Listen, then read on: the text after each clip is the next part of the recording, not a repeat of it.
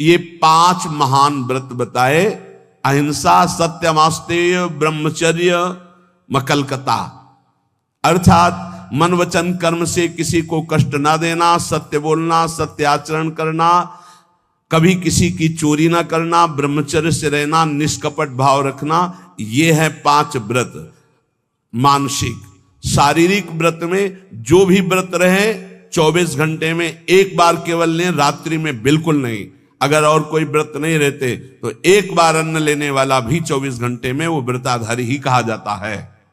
8 पुष्पों के द्वारा अपने आराध्य देव की आराधना करें। गृहस्थ में उतना ही अपना अधिकार माने।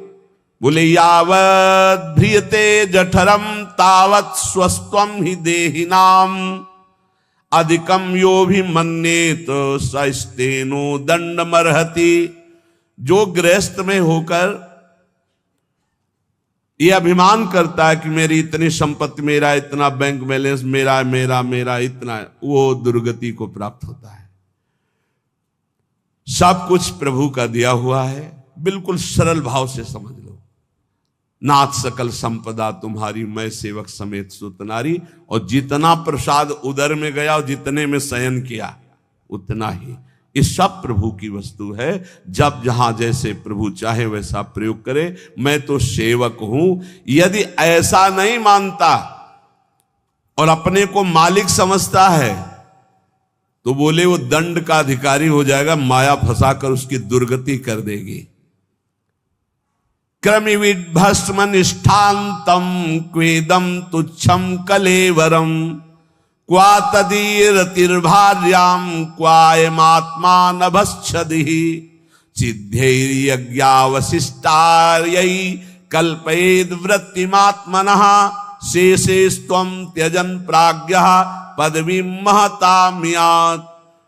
जो ये समझता है कि शरीर अंत में इसकी 3 ही गति होती है, या जला दिया गया तो राख बन गया, गाड़ दिया गया तो कीड़ा दिखा करके, और अगर जल में फेंक दिया गया तो जल जंतु खाकर, इसकी यही गति होती है।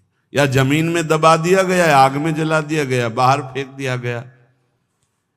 इस शरीर को तुच्छ समझे। क्रमि विड भस्म निष्ठांतम क्वेदम तुच्छ कलेवर, ये बहुत तुच्छ कलेवर है।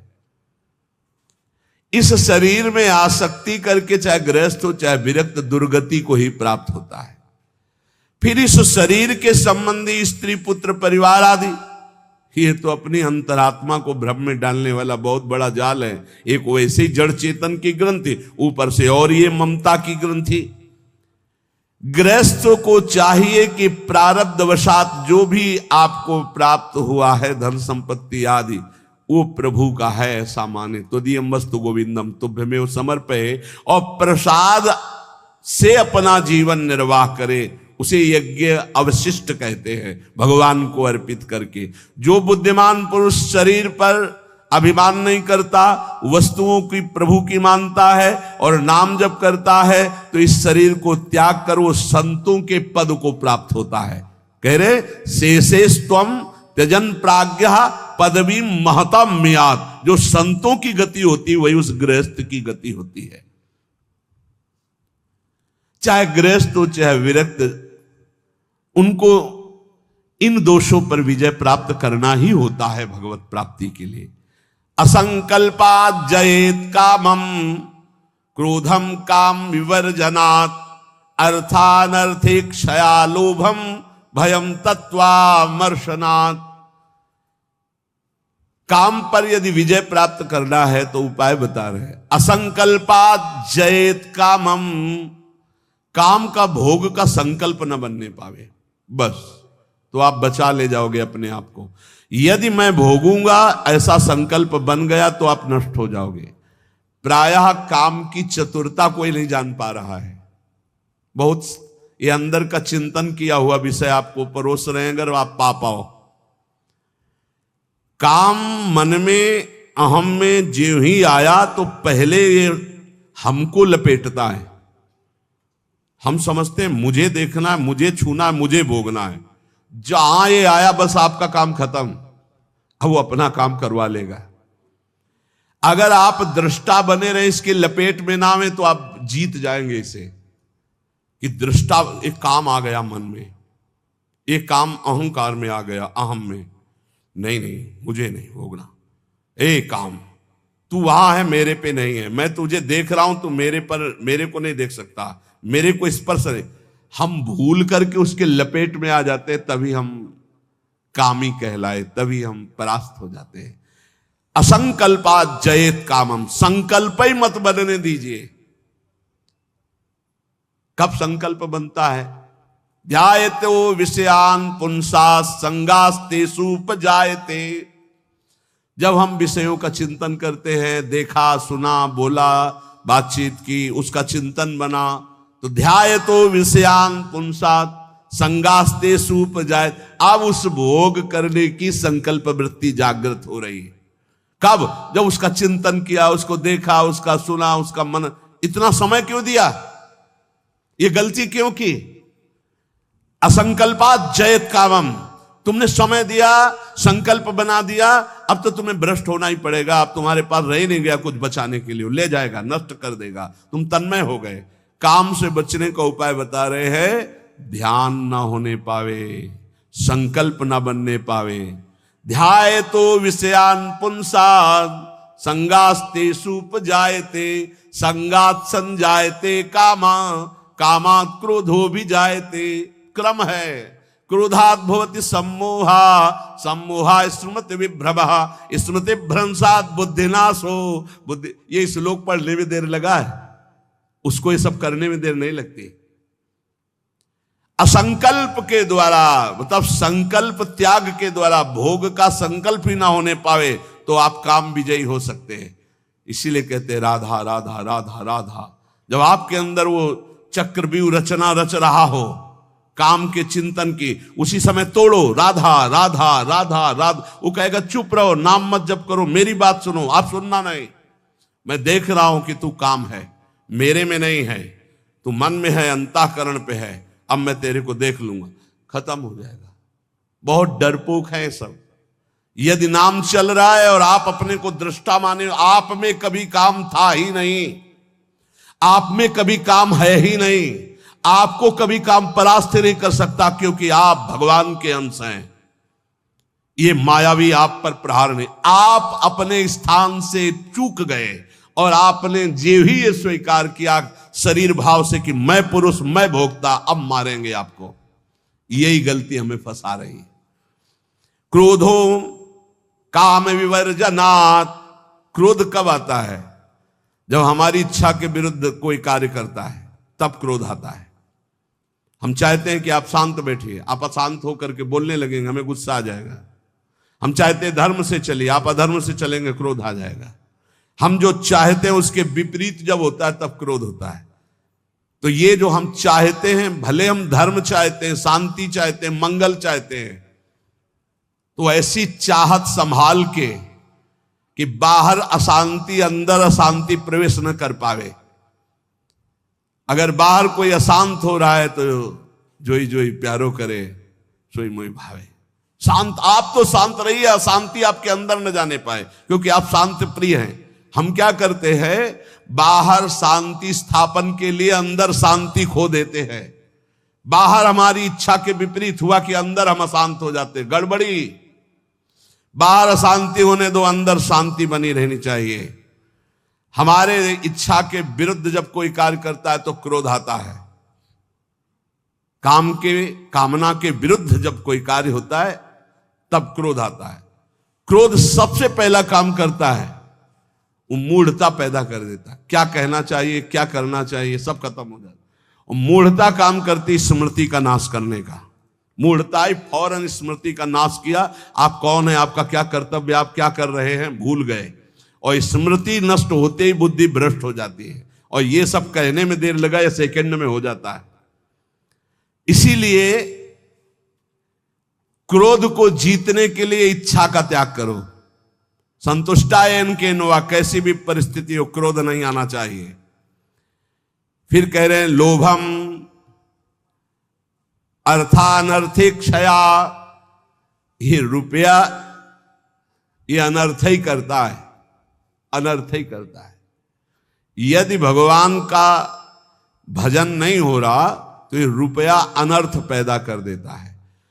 यदि शब्द इसलिए लगाया कि अगर भगवान का भजन हो रहा है तो सुधन धन्य कहा गया, प्रथम गति जात की। संत सेवा में, भगवत आराधना में, प्रभु के उत्सवों में, हाँ अन्य जीवों की सेवा में वो धन जाता है। बोले अब देखो ये सत्संग बना हुआ है, सत्संग हॉल, कितने लोग सुखपूर्वक भगवत चर्चा, अब इसमें किसी न किसी का तो अर्थ लगा है, तो धन्य है। जब तक सत्संग होता रहेगा, नाम कीर्तन होता रहेगा, ये बना है, उसका सुकृत हो रहा है। देने वाला तो गया, लेकिन उसका अर्थ और उसका ब्याज और उसकी महिमा उसको परम सुख प्रदान करती रहेगी, क्योंकि ये ऐसे, ये भी धन है। और भी जगह ऐसे लगे हुए हैं। बोले ये धन अगर भगवत चिंतन नहीं, भगवत आश्रय नहीं, तो अनर्था, ये अनर्थ पैदा कर देता है। एक मार्ग में जा रहे थे तो स्वर्ण और जवाहरात आदि की असरफियों से भरी हुई एक थैली पड़ी थी, किसी की गिर गई होगी। तो संत जा रहे थे, उनके शिष्य उठाने, बोले चुप, छूना मत, मृत्यु है, मार देगी, डाइन है, खा जाएगी ये संपत्ति। गुरु जी आप उल्टा सीधा बोलने लगते हो, कितनी बढ़िया ये रतन जवाहरात हीरा की थैली हो, आप कह रहे हो डाइन खा जाएगी, छूना मत, मार देगी। अरे बड़े मजे हो जाएंगे, खूब साधु सेवा करेंगे, कीर्तन करेंगे, भंडारा, तुम्हें विश्वास नहीं हो रहा ये खा जाती है। अच्छा रुको, चलो वहां झुरमुट में बैठते हैं और देखो ये डाइन कैसे खाती, किस किस को खाती। वो बैठे ही थे कि 4 राज सैनिक घोड़ों पर उस समय चलते थे, घोड़े से चारों रुक गए। बोले यार किसी की गिर गई। बोले आसपास तो कोई दिखता नहीं, जब गिरी हुई चीज है तो हमारे ही अधिकार में आ गई, हम चारों लोग बांट लेते हैं। बोले हाँ बांट लेते हैं, चलो एक पेड़ के नीचे बैठते हैं। बैठे, बोले भूख बहुत लगी है, अब इतनी संपत्ति मिली तो बढ़िया ठंडा जल लाओ और भोजन लाओ, चारों लोग पाया जाए, फिर इसे 4 हिस्सों में बांट के, फिर हमारी तो ड्यूटी चल रही। 2 गए लेने बाजार से भोजन सामग्री, उसी अर्थ से। उन गए, बहुत कीमती कीमती रत्न है। बोले इरादा क्या है? बोले हम दोनों यहीं पा लेते हैं, और कह देंगे कि हम तो पाले थे और जहर मिला देते हैं, उनको ले जाते हैं, विश्वास है पालेंगे, वो दोनों मर जाएंगे, तो 2 हिस्से में बांट लेंगे, 4 हिस्सा क्यों लगेगा? बोले बढ़िया बात है। दोनों ने पाया, उनके वाले में अलग से जहर मिलाकर उनको, और इधर इन दोनों ने आए, वो 2 गए हैं, लौट क्या है धीरे से सीधे यहीं शूट कर देते हैं। जब राज दरबार में पूछा जाएगा तो कह देंगे कि दुश्मनों ने शूट कर दिया, और 2 हिस्से में बांट लेते हैं। बोले बहुत बढ़िया, ऐसा ही करते हैं। बोले देखते ही दूर से ही गोली मार देना, नजदीक ना आने पावे, क्योंकि जब ये साबित करना है कि दुश्मनों ने मारा है तो दूर से ही मार देना। ठीक, इधर दोनों ने प्लान बनाया उनको गोली से शूट करने का, उधर प्लान बनाया उनको जहर से मारने का। अब वो जो ही नजदीक, दोनों ने शूट कर, इसके बाद नजदीक गए, उनका यार खान पान की सामग्री तो है ही, अच्छे से खाया पिया जाए, 2 हिस्से किए जाए। दोनों ने बैठकर पेड़ के नीचे खाया, और जे ही जल पिया तो तीक्ष्ण जहर मिला था, दोनों मर गए, चारों मर गए। गुरुजी निकले, बोले देखा डाइन खा गई, जेव कते हो संपत्ति पड़ी खा गई, 4 को मार डाल, भाग यहां से, इसको मत छूना, कितनों को मार देगी। अर्थ अनर्थे क्षया, भगवान से विमुख होकर जो अर्थ कमाया जाता है वो अनर्थ पैदा कर देता है। इसलिए लोभ पर विजय प्राप्त करो, लोभ करो प्रभु के नाम का, प्रभु के चिंतन का। और भयम तत्वावमर्शनात्, भय मत करो, डरो मत, सब में वही प्रभु विराजमान है। तत्व सब जगह वही तत्व श्री कृष्ण, सच्ची मानिए सब में वही है, डरने की कोई जरूरत नहीं। शरीर एक बार छूटेगा, इसका नाम मृत्यु लोक है। सबको मरना पड़ेगा एक बार। तैयारी कर लो मरने की। मरना शब्द बहुत ही कड़वा लगता है नहीं? एकांत में सोचो कि मुझे मरना है तो कैसा लगेगा। एक बार तो हाई बीपी तो हो ही जाएगा, नहीं हो जाए, या लो हो जाएगा, दो में एक हो जाता है। बहुत सीरियस हो गए तो फिर मरना है। सबको लगता है ना डर। ईमानदारी से देखो, डर लगता है, डर लगता है। क्यों? क्योंकि शरीर प्यार हो गया है। हमारे प्यार का विषय शरीर हो गया है। हमारे प्यार का विषय शरीर संबंध भोग हो गए। सच्ची मानिए डर का विषय यही है। जैसे बहुत अच्छा कपड़ा नया रेशम का भी दिया जाए और कहा जाए आप ये उतार दो, तो उतारने में आपको देर लगेगी, 1 सेकंड में फेंक दोगे, क्योंकि उससे कई गुना महंगा और पवित्र वस्त्र लाओ भाई हमसे। ऐसे ही आपको जब भगवत देह प्राप्त हो जाए, भाव देह, तो इस शरीर का त्याग ऐसे हो जाता है जैसे पुराने कपड़े का त्याग। अब इसी शरीर से आपको प्यार भगवत भाव तो आया नहीं, तो आपको भय लगेगा। भय मत करो, ये शरीर छूटेगा। इसीलिए हम रोज आपको एक बार याद जरूर दिलाते हैं सत्संग में कि मरोगे। यहां के सत्संग का एक बार संजीवनी बूटी चम्मच में जैसे पवाई जाती ना, तो हम तुम्हें वचन से श्रवणेंद्रिय में डालते, मरोगे, सब मरोगे, एक दिन मरोगे। बोले सुबह सुबह रोज मरने की बात है बाबा जी कहता है। जानते हो क्यों करते हैं? क्योंकि तुम्हें कभी नहीं मरना है। राम मरे तो मैं मरूं, नहीं तुम मरे मेरी बलाए, और अविनाशी का बालका मरे न मारा जाए। बात समझ रहे हो? तुम कभी नहीं मरोगे, तुम अविनाशी हो, लेकिन तुम शीशा में नहीं देख पाओगे अपने आप को। शीशा वाला जो है देखने में आता है, वो मरेगा। समझ पा रहे हो? मरना बहुत ही खतरनाक लगे, और मरना सत्य है यहां, और आपका मरना नहीं है। कभी नहीं मर सकते, तुम अमर हो। साधना से अमर नहीं हो, तुम अविनाशी के बच्चा हो, तुम अविनाशी हो, तुम्हारा कभी नाश नहीं हो सकता। जहां ये बात आती देखो कितना अच्छा लगता है। नहीं नहीं, ये बहुत बढ़िया है कि एक लिमिट समय दिया है, 60 वर्ष, 70 वर्ष, 80 वर्ष, 100 वर्ष, इसके बाद आपका पुराना शरीर हटेगा, नया शरीर प्राप्त होगा। और अगर बीच में सौदा पक्का कर लो, माल इकट्ठा कर लो, तो भाव देह की प्राप्ति हो जाएगी, भगवत देह की प्राप्ति हो जाएगी, जहां कभी न बुढ़ापा है, न रोग है, न मृत्यु है, न शोक है। खूब नाम रूपी धन कमा करके श्री जी के सहचरी भाव या ये जो जितने भगवत भाव, कोई एक भाव का देह प्राप्त कर लो, झंझट खत्म हो जाए मरने जीने से। देखो जैसे इस संसार में 4 लोगों से मित्रता करके और सब आनंद में जीवन व्यतीत करते हो, कैसा लगता है? ऐसा लगता है यहीं से जाना ना पड़े। देखो बाबा जी भी बन गए तो ऐसा कभी किसी को नहीं जानते थे, अब ऐसा लगता है जिनको हम जान गए यही सब बने रहे, इनके बीच में हम रहे, और ऐसे भोग लगता रहे, वैसे आरती होती रहे, और ऐसे नाच गाना गाते रहे, वैसे गाते रहे, नाचो रहे। मरने वाला चक्कर नहीं होना चाहिए, ऐसा लगता है ना। और अगर यही हम प्रगट में श्री जी के समीप हमारे प्रिया प्रीतम विराजमान है, और हम भाव देह में हैं, और वहां मरना नहीं है, वहां 56 भोग लगना है लेकिन शुगर नहीं होना है, खूब पकवान पाना है लेकिन लीवर नहीं खराब होना है, खूब अच्छे अच्छे पदार्थ पाने हैं लेकिन ब्लड प्रेशर हाई लो नहीं होना है। कल एक भक्त बड़े भोले थे, उन्होंने कहा पकवान का भोग तो हम इसलिए श्री जी के नहीं लगाते कि मुहासे हो जाएंगे श्री जी के, और लालजू को फिर अच्छा नहीं लगेगा, इसलिए हम आंवला जरूर भोग लगाते श्री, हमें अच्छा लगा। चलो उनको मालूम नहीं है, पर भाव तो अच्छा है ना। सच्चिदानंद विग्रहाय सांद्रानंद प्रेम मूर्ति के, पर बहुत अच्छा लगा उसका भाव कि वो अपने भाव में तो डूब रहे हैं कि श्री जी को अगर मुहासे हो गए तो लाल जी को पसंद नहीं आएगा, ऐसा।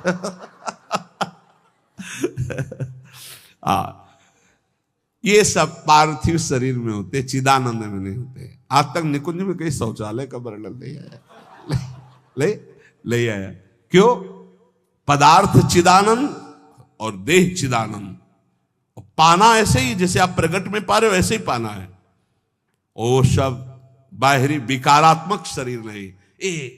एक बार हिम्मत करो। यहां का राग जो है जैसे आपको लग रहा है ना, इसी के कारण आपको मरने से डर लग रहा है। ऐसे ही महान, इससे अनंत गुना प्रेम प्रियालाल से हो जाएगा, धाम से हो जाएगा। कैसी कैसी कुंज निकुंजे, और सखियां बहुत प्यार करने वाली हैं, ललिता जू, विशाखा जू, चंपक लता जू, चित्रा जू, तुंग विद्या, इंद्रलेखा, ये सब अनंत माताओं जैसा प्यार लिए आपका स्वागत करेंगी, आपको दुलार करेंगी। इनके बीच में रहना, प्रिया प्रीतम के साथ रहना, बड़ा आनंदमय जीवन, ये भक्ति रस का चरम अवस्था का महामाधुर्य रस। बिल्कुल सच्ची कहते हैं। देखो अपने लोग तो कितने में आनंदित हो जाते हैं सांसारिक नाटक में। अपने तो चार लोग जो हमसे प्यार नहीं करते, उनसे हम प्यार करके जीना चाहते हैं, उनके बीच में रहना चाहते हैं। भले लड़का रोज पिटाई करे, लेकिन है तो मेरा लड़का। भले संसार के हमारे रिश्ते कड़ुए हो गए हो, लेकिन है तो हमारे रिश्तेदार, हम उनके बीच में रहना चाहते हैं।